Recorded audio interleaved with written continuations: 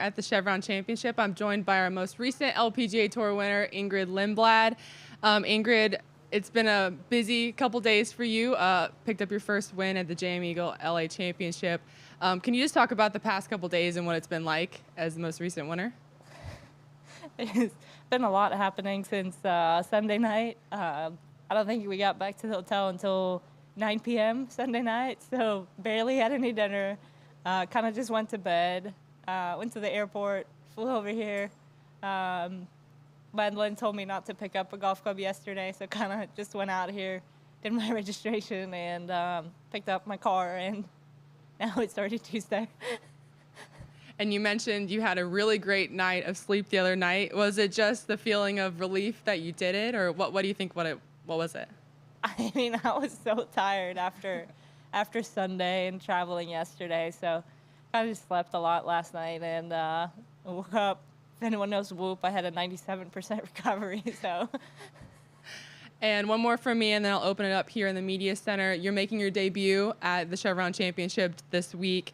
What are you just looking forward to most about being here? Oh, I mean, it's exciting coming out for a major after a win. So, I mean, obviously you want to keep riding that wave, of playing well. But it's a new week, it's a new golf course. But I haven't seen it yet. But I'm excited to get out there. Right? Will? You and fellow Swede Ludvig Åberg simultaneously held the #1 spot in the amateur rankings in 2023. Ludvig won his second tour event earlier this year, and you got your first and your third start last week. Can you pinpoint, as far as your roots to Sweden, why you two have had so much success early on? I think we have a good kind of junior program, so even if you aren't on a national team, you can still they invite people to go to tournaments with the national team, even if you don't have a place in the group, or in the squad. So I think they're very good at including everyone, even if you aren't the absolutely greatest when you're 15 or 16, because we know that the best player when you're 15 or 16 might not be the best when you come out on tour and when you come out to college. So I think they do a really good job of seeing everyone, giving more people than just a couple an opportunity to play certain tournaments, and I think that's a good deal. And then we still have a couple coaches come out every now and then out to LPGA, and same. I don't know how much they do it on a PGA Tour, but they still do it for us here on LPGA, so that's really nice of them. Your driving is a major strength of your game. 12th right now in strokes gained driving. After seeing the Nicklaus course, I don't know how many holes you've played, but how much that driver, is it a major advantage here at the Nicklaus course? I haven't seen a single golf hole on this course, so do not know yet. But I hit driver on every single hole last week, so I just didn't feel like hitting anything else. So just felt like it's an aggressive play. All right, Sarah? To you, I mean, has she been kind of a mentor to you throughout your career, just with the LSU connection? I mean, to be honest, we've never talked that much. We still, it's the same assistant coach as Madeline had at LSU, who's still there. I'm still staying at her house. So, I mean, Madeline was kind of one of the reasons I went to LSU, because we've heard that a couple of Swedes have gone through. They've had some success playing at LSU. So I think Madeline's probably the most recent Swede and the most recent, the most, what is it called? One of the reasons I went to LSU. So it's kind of cool to see her behind 18th green on Sunday waiting for me. I know you've put a lot of premium on managing expectations when you obviously turned professional last year and came right out, started playing on the Epson Tour. To kind of live up to those expectations is always a challenge, but you've done so far. Got a win out on the Epson Tour and obviously already won the LPGA. For you, how do you manage expectations, and how do you kind of block out that outside noise and just focus on what you do on the golf course? I don't know if I have a strategy for it, but trying to take one day at a time. Obviously, I think I said it on Friday or Saturday last week that obviously I can't win a tournament on the first tee box. Like, you just, if you're hitting balls on the driving range, you got to be on the driving range. And when you're playing a hole one, you got to be on hole one. You can't think of what's going to happen during the round on Sunday, or if you're going to make the cut, if you're going to win. You can't think that way. And then finally for me, you obviously have had some past success in other major championships. Will you lean on that, and what will you take from those really solid experiences as you look ahead to a new major and a new golf course and a whole new deal being a member now? Ooh, that's a good question. I think I'm just thinking back at the U.S. Open in 2022, and obviously I was an amateur back then, so I wasn't thinking too much about the purse, the money, which I think, I don't really know what to answer, but obviously, like, just gonna try to keep playing my own game and do whatever I can to play well out there.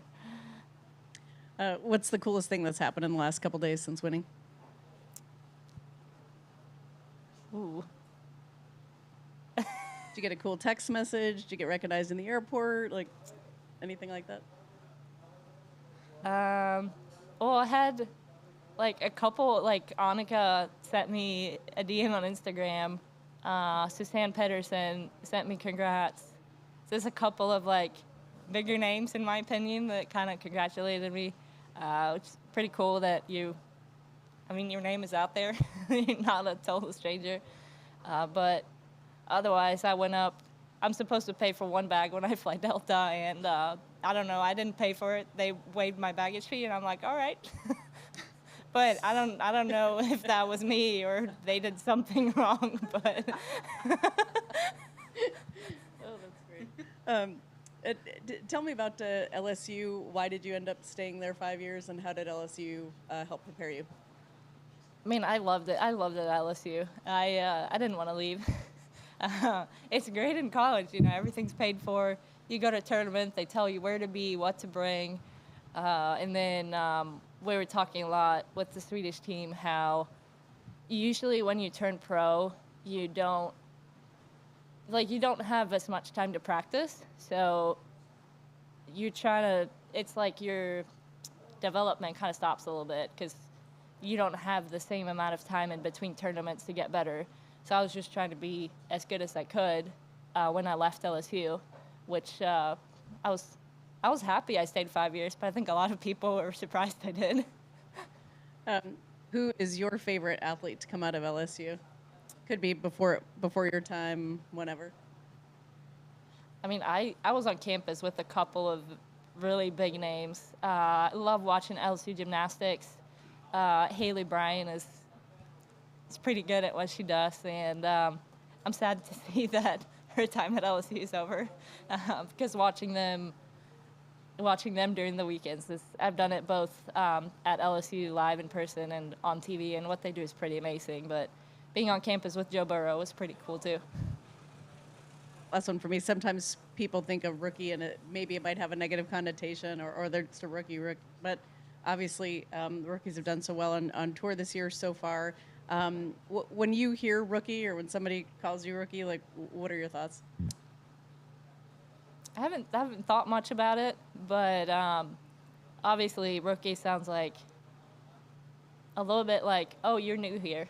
It's kind of like, oh, this is your year to like get your feet wet. But I feel like what we've done as rookies this year is like we've played well to get here, and now we play well here. So I don't know if I like the name rookie, the term rookie or not. All right, and then on the Zoom, Richard, if you'd like to unmute now and ask your question. First of all, congratulations on your big win. Oh, thank you. Okay, yeah. Yeah. Now, you mentioned you haven't seen the course, you haven't hit a golf ball on it yet, so you're a little disadvantaged there, but I know you're riding the wave of playing well, and that's always a good thing. But for today and tomorrow, when you're playing out there, what are you looking at as far as a golf course, and how are you evaluating it? I mean, probably feel like the basic things for me is kind of get the lines off the tee, trying to see if there are any areas around the green that, oh, you can't be here if they put the pin here. It's not possible to make an up and down there. So kind of just lines off the tee and get a feel for the greens and see, if there are any areas around the green you need to practice more or less.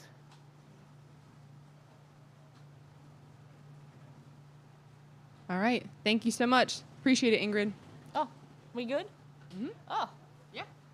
that wasn't bad. All right. If you can stay up. I'm going to get the cold water. Yes. We'll move on to your next thing here. Wait, what's the next thing? This is the Sirius XM call. Oh. Yes. So if you want to sit right up there.